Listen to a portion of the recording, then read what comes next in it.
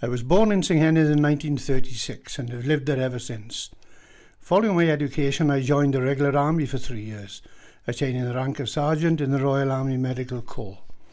My reason for joining for 3 years was primarily to go abroad, but being a fairly good rugby player, I travelled no farther than the Isle of Wight.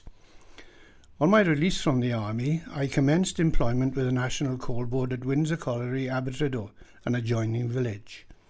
I played rugby for the local team and married my wife in 1960, having 3 children who have all married, and we have 4 grandchildren. During my time in St Henry, I have taken an active part in community life, and I'm proud to be still living in this community. During my working life, our family endured the 12-month strike. My 2 sons and myself received no money during this period, but fortunately my wife was in part-time employment, and unfortunately my mother passed away during this period, leaving me her house to sell. Very fortunate indeed. I was made redundant in 1988 when numerous men were in a similar situation, and following nearly 12 months without work, I was fortunate to commence employment with a youth training company. This was through the auspices of a very close friend.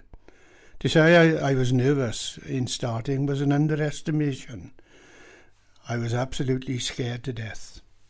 But putting my best foot forward and putting into practice the people skills I learned from my years as an official with the NCB, I started to make my mark, moving on from a coordinator to manager within the first years. Unfortunately, the company went into liquidation, but I finished work on the Friday and started with a new company the following Monday, running job clubs in Bargood, assisting unemployed people to find employment, which also proved to be successful.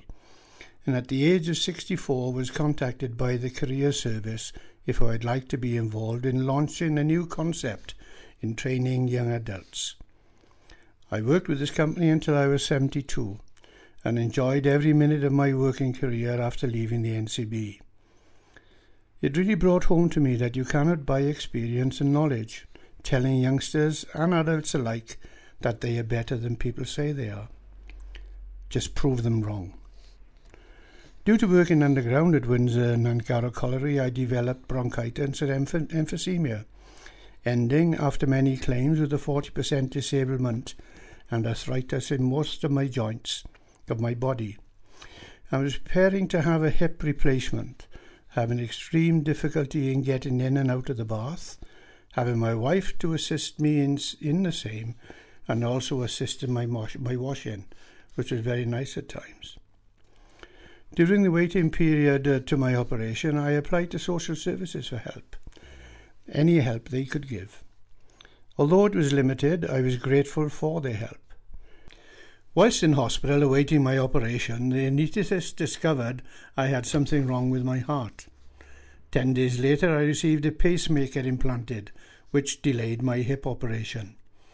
And on returning home, following information received from my former colleagues, I contacted a Major Jill Jones, the local SAFA representative, who applied for monies to assist in arranging for an invalid rising chair and a possible grant for a shower room downstairs.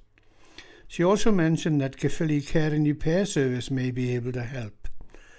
I contacted the service, and within a few days 2 charming representatives, Mrs Jane Howells and Mrs Kerry George, arrived and gave my wife and I what was available, and we filled in numerous forms for possible financial assistance.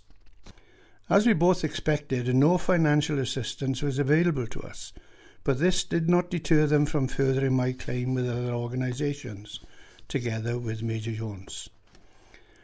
After a long drawn-out process, the chair arrived from donations from my former Army Corps, the RAMC, and through Major Jones's continued harassment of the funding organisations, an amount was made available for the shower unit to be installed, and eventually the shower room was completed, due to joint assistance and persistence from both parties, assisting with the selection of the builder and assisting with a grant from British Legion. I must state how grateful both my wife and I are of the assistance of both SAFA staff and Caerphilly Care and Repair staff for the untiring work they carried out on our behalf, and how disappointed we both were that after working within the mining industry for 30 years, they were not able to give us anything towards the work. But that's life, innit?